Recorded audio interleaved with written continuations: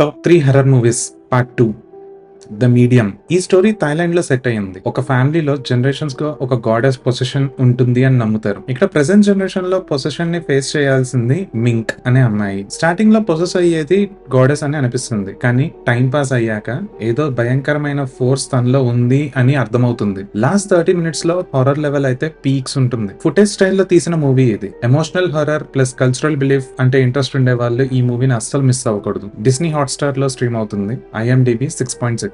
Number 2 the which.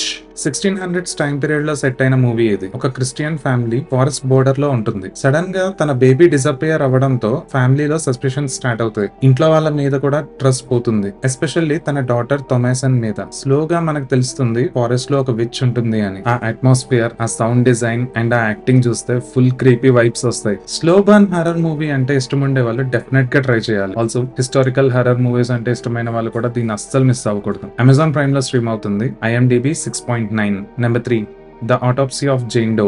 ఒక unidentified female body Jane Doe దొరుకుతుంది. Father and son morticians కాబట్టి autopsy start చేస్తారు. Body బయట నుంచి చూస్తే నార్మల్ గానే ఉంటుంది, కానీ ఆటోప్సీ స్టార్ట్ అయ్యాక బాడీ లోపల చూస్తే షాకింగ్ ఇంటర్నల్ ఇంజరీస్, సింబల్స్ అన్ని కనిపిస్తాయి. సడన్ గా స్ట్రేంజ్ అకరెన్సెస్ స్టార్ట్ అవుతాయి. అట్మాస్ఫియర్ మొత్తం క్రీపీగా మారిపోతుంది. అసలు ఈ అమ్మాయి ఎవరు, డెత్ ఎలా జరిగింది, ఈ మిస్టరీని స్లోగా అన్రావెల్ చేయడంలోనే ఈ మూవీ హర్రర్ ఉంటుంది. అన్ఎక్స్పెక్టెడ్ గా బాగా స్పూక్ చేయగలిగే థ్రిల్లర్ ఇది.